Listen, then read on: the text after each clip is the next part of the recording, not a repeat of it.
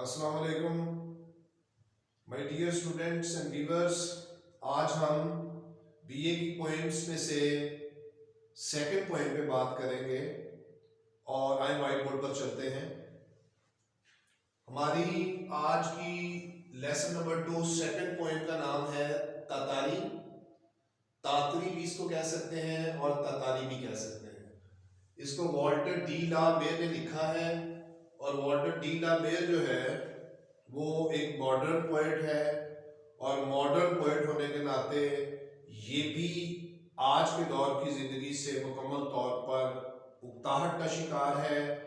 انہی پریشانیوں کا شکار جو ہم نے اس سے پہلے ایک پوئٹ پڑھی تھی لیئر، اس میں جو ماڈرن مین کی لائف تھی وہی لائف یہ بھی گزار رہا تھا اور اس لائف سے اکتاہٹ کا شکار ہونے کے بعد اس نے اپنی ایک خواب میں دنیا بنائی اور وہ دنیا ہے تاتاری کی دنیا. یہ بیسیکلی پوئٹ کا ایک خواب ہے. تو پوئٹ خواب کے ذریعے ایک امیجینیٹو یعنی تخیلاتی دنیا میں جاتا ہے اور اپنے آپ کو وہاں پہ اس تخیلاتی دنیا کا بادشاہ تصور کرتا ہے اور اس تخیلاتی دنیا کو ہی شاعر نے نام دیا ہے تاتاری کا.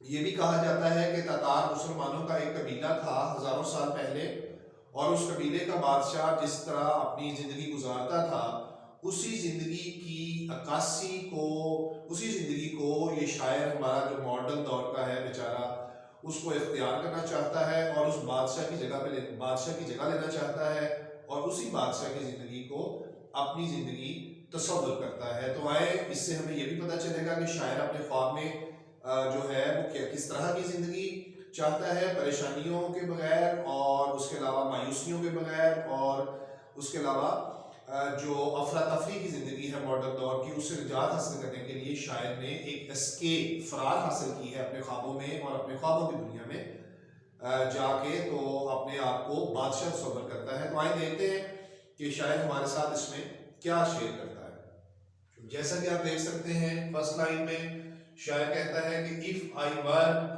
lord of تاتاری، کہ اگر میں تاتاری کا بادشاہ ہوتا اور میں اس بادشاہ کی جگہ ہوتا جو کہ تتار مسلمانوں کا قبیلہ ہزاروں سال پہلے تھا اور اس کا بادشاہ جو تھا، تو پوئٹ کنسیڈر کر رہا ہے، خواب دیکھ رہا ہے کہ کاش اس تتاری سلطنت کا میں بادشاہ ہوتا جو کہ ایک تخیلاتی سلطنت ہے. myself and me alone، میں ہوتا اور میں صرف اکیلا ہی اس سلطنت کا بادشاہ ہوتا. اچھا، my bed should be of ivory، ivory ہاتھی کے دانتوں کو کہتے ہیں. میرا بستر بھی بنا ہوتا ہاتھی کے دانتوں کا. اب ہاتھی کے دانتوں کے بنے ہوئے بستر کے پیچھے کیا تفصیل ہے، کیا فلسفہ ہے، کیا گہرائی ہے، اس میں یہ کہا جاتا ہے کہ ہاتھی کے دانتوں کے بنے ہوئے بستر پر لیٹنے سے انسان کو ہڈیوں کا درد نہیں ہوتا ساری زندگی. یا شاید اسی لیے شاید اس چیز کی اپنے خواب میں اس چیز کو دیکھ رہا ہے کہ اس کے پاس بھی ہاتھی کے بنے ہوئے دانتوں کا بستر ہو. آگے چلتے ہیں. Of beaten gold my throne, اور میرا جو تخت ہو بادشاہ ہونے کے ناطے اس کے اوپر سونا جڑا ہوا ہو. اور سونا آپ جانتے ہیں کہ سونا انسان کی جلد کے ساتھ لگا رہے تو اس میں سے شعاعیں نکلنے سے انسان کو طاقت ملتی ہے. تو اس اسٹینزے میں شاعر اپنے خواب کا پہلا حصہ بیان کرتا ہے. اب اگلے اسٹینزے میں شاعر کے جو خواب ہے اس کو دوسرا حصہ دیکھتے ہیں. شاعر کہتا ہے کہ میری سلطنت میں and in my court should peacocks flood، میری اس دربار میں جو مور ہوتے وہ آتے جاتے، موروں کی آمدرفت ہوتی میرے دربار میں. and in my forest tigers haunt، اور میرے اس تاتاری کی سلطنت کے جو جنگل ہوتے اس میں چیتوں کی بھی آمدرفت ہوتی، ان کا آنا جانا ہوتا. and in my pools، اور میرے جو تاتاری کی تخیلاتی جو شاعر نے دنیا بنائی ہے اس کے جو تالاب ہوتے گریٹ فشز سلینڈ، اس میں عظیم مچھلیاں چمکتی اور شاعر ان کا نظارہ دیکھتا. and their fins athwart the sun، اور ان کے پر جو ہیں وہ سورج کی روشنی کے آگے رکاوٹ پیدا کرتے. تو یہ مناظر جو ہے شاعر دیکھنا چاہتا ہے تاتاری کا بادشاہ بن کے. اچھا، تیسرے اسٹینزے میں یعنی اس کے خواب کا جو تیسرا حصہ ہے اس میں وہ کہتا ہے کہ if I were، اگر میں ہوتا لارڈ آف تاتاری. وہ کہتا ہے اگر میں ہوتا، ہے نہیں، اصل میں شاعر وہی ان نیچرل لائف، مصنوعی زندگی، کھوکھلی زندگی کا کے دور کا رہنے والا ہے، لیکن وہ اپنے خواب کے ذریعے اپنی ذات کو تسکین اور سکون دینے کی کوشش کر رہا ہے. کہتا ہے کہ if I were lord of تتاری، اگر میں تتاری کا بادشاہ ہوتا تو ٹرمپیٹرز ایوری ڈے بگل بجائے جاتے ہر روز، تو ایوری میل ہر کھانے کے وقت پر would summon me، مجھے طلب کرنے کے لیے، مجھے بلانے کے لیے کہ بادشاہ سلامت آپ آ جائیں، کھانا لگا دیا گیا ہے. And in my courtyard bray، اور میرے برآمدوں میں اور صحن میں آوازیں آتی خوبصورت. اور یہ تھا اس کے خواب کا تیسرا حصہ. اب چلتے ہیں اس کے خواب کے چوتھے حصے کی طرف. And in the evening lamps would shine، شام کے وقت کا نظارہ پیش کیا جا رہا ہے کہ میرے دربار اور محل میں جو بڑے بڑے برآمدے ہوتے ہیں ان کو ان میں شام کے وقت شمعیں جلائی جاتی، لیمپ جلائے جاتے. Yellow as honey, red as wine, اور ان شمعوں کی، ان لیمپس کی روشنی ایسے یلو ہوتی جیسے کہ شہد ہوتا ہے، اور ایسے ریڈ ہوتی جیسے کہ شراب ہوتی. یہاں شاید نے تشبیہ دی ہے، تو یہ جو ایز کا ورڈ ہے، red, yellow as honey, red as wine, یہ تشبیہ کے لیے استعمال کیا گیا ہے. پھر شاید کہتا ہے کہ while HAARP and فلیوٹ and mandolin, اور انہی برآمدوں میں ہارپ موسیقی کا آلہ ہے، فلیوٹ موسیقی کا آلہ ہے، اور مینڈولائن بھی موسیقی کا آلہ ہے. تو یہ موسیقی کے آلات بجائے جاتے شام کے وقت میرے محل کے برآمدوں میں. And made music sweet and gay, اور اس سے میٹھا اور لذیذ قسم کا سرور دینے والا میوزک بجایا جاتا، اور مجھے اس سے سکون حاصل ہوتا. یہ تھا شاعر کے خواب کا پارٹ نمبر 4. اب چلتے ہیں اس کے پارٹ نمبر 5 کی طرف. پارٹ نمبر 5 میں شاعر کہتا ہے کہ if I were lord of تتاری، اگر میں تتاری کا بادشاہ ہوتا. ہے نہیں، میں بار بار یہ بات ریپیٹ کر رہا ہوں کہ شاعر ماڈرن لائف سے تعلق رکھتا ہے. شاعر ماڈرن لائف کی زندگی میں جو بے اطمینانی اور بے سکونی ہے اس سے نجات حاصل کرنے کے لیے اپنے خواب کے اندر ایک دنیا بناتا ہے، اپنے تخیل میں ایک دنیا ڈیولپ کرتا ہے، اور اس دنیا میں وہ بادشاہت کرنا چاہتا ہے. جی، تو وہ کہتا ہے کہ if I were lord of تتاری، اگر میں تتاری کا بادشاہ ہوتا، I did wear a rope of beads، تو میں اپنے گلے میں ایک موتیوں کی مالا پہنتا، موتیوں کی مالا پہنتا. and white and gold they had be، اور اس مالا کے اندر سفید اور سنہری رنگ کے موتی ہوتے. and clustered thick as seeds، اور وہ مالا اتنی جھرمٹ کی طرح گاڑی ہوتی as seeds، جیسے کہ بیج ہوتے ہیں. یعنی مالا اور بیج کو آپس میں تشبیہ دی گئی ہے، جس سے ہمیں ایز کا ورڈ اس چیز کی نشاندہی کر رہا ہے. اچھا، اب ہم چلتے ہیں اس کے اگلے خواب کے حصے کی طرف. and it should wane the morning star، it کا مطلب یہاں پہ ہے پہلے، should wane، wane کا مطلب ہوتا ہے کم ہونا، اور مارننگ سٹار یہ صبح کے ستارے کا ذکر ہے. کہتا ہے کہ صبح کے ستارے کے کم ہونے سے پہلے.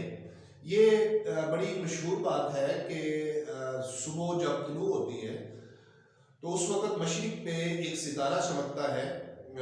وہ ستارہ جو ہے اس کے بارے میں ایک مذہبی ریفرنس بھی سنا جاتا ہے کہ ہمارے لاسٹ ہولی پروفٹ کے پاس، پیس بی اپون ہم، کے پاس کچھ صحابہ فجر کی نماز پڑھنے کے بعد بیٹھے ہوئے تھے، تو انہوں نے پوچھا کہ اے ہمارے پیارے محبوب، آپ کے جانے کے بعد دنیا میں ہماری دعائیں کیسے قبول ہوا کریں گی؟ تو لاسٹ ہولی پروفٹ نے فرمایا پیس بی اپون ہم کہ صبح کے وقت ایک ستارہ نکلتا ہے، اور اتفاق سے وہ ستارہ نمودار ہو چکا ہوا تھا. تو انہوں نے اشارہ کیا کہ وہ ستارہ جو ہے میرے جانے کے بعد دنیا میں جو آپ لوگوں کی دعائیں ہوگی، جو اس ستارے کو دیکھ کے دعا کرے گا اس کی وہ دعا قبول ہو جایا کرے گی. اور وہ ستارے کے بارے میں کہتے ہیں کہ وہ بڑی تھوڑی دیر کے لیے، چند منٹس کے لیے وہ نمودار ہوتا ہے، اور پھر اس کے بعد وہ غائب ہو جاتا ہے. تو یہ جیسے میں نے شروع میں بتایا کہ مسلمان قبیلے کی طرف کے بادشاہ کا ذکر اس میں ہے، کسی قبیلے کا، مسلمان قبیلے کا کوئی بادشاہ تھا، اس کے حوالے سے بھی اس میں ریفرنس پایا جاتا ہے. تو یعنی وہ کہتا ہے کہ صبح کے ستارے کے کم ہونے سے پہلے، شاید کہہ رہا ہے کہ کم ہونے سے پہلے، I did done my robe، میں اپنی مالا پہنوں گا، and scimitar، اور بادشاہوں کے پاس ایک چھوٹا خنجر ہوتا ہے اور اپنا خنجر لگاؤں گا. and zebras 7 should draw my car، کار تو اس دور میں نہیں ہوتی تھی قبیلوں میں، لیکن یہاں اس کی سینس بگی ہے، یعنی کہ میں 7 زیبرے میری بگی کو کھینچ کے لے کے جائیں گے. and through تتاری's dark blade، تتاری کے گھنے راستوں کے اندر سے، یعنی اس میں صبح کی سیر کا ایک منظر پیش کیا گیا ہے. اچھا جی، اگلے اس کے ایک اور کے حصے کی طرف چلتے ہیں. Lord of the fruits of Tartary, Tartary کی سلطنت میں پائے جانے والے جتنے پھل ہیں میں ان کا بھی بادشاہ ہوتا. ہر ریور سلور پیل، تتاری کی سلطنت میں پائے جانے والے جتنے دریا زرد کلر کے میں اس کا بھی بادشاہ ہوتا. Lord of the hills of Tartary, Tartary جو کہ تخیلاتی دنیا شاید نے اپنے خواب میں بنائی ہے، اس کے جو پہاڑیاں ہیں میں اس کا بھی بادشاہ ہوتا.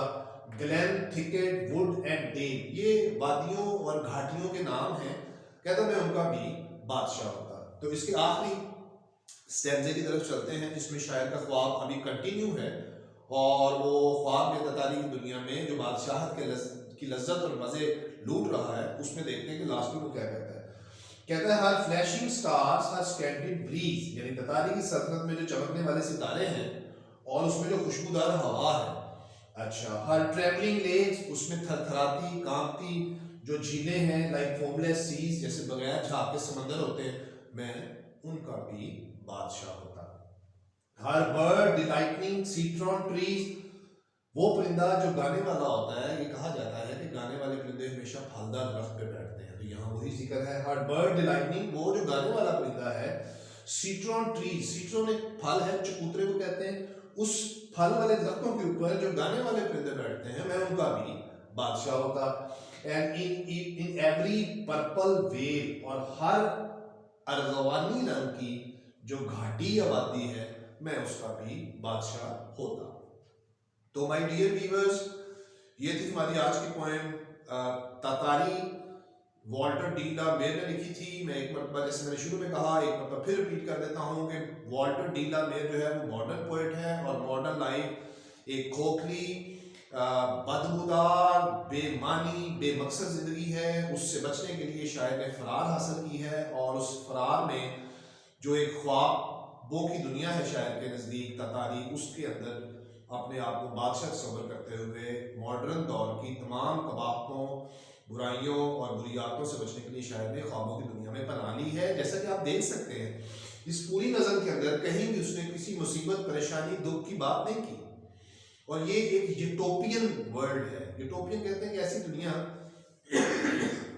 جہاں پہ کوئی پریشانی، دکھ نہ پایا جاتا ہو، ایسی دنیا کو یوٹوپین دنیا کہتے ہیں. یہ خود سے بنائی گئی دنیا بھی اس کو کہہ سکتے ہیں کہ یہ شاعر نے خود بنائی ہے، صرف اپنی ذات کو سکون دینے کے لیے.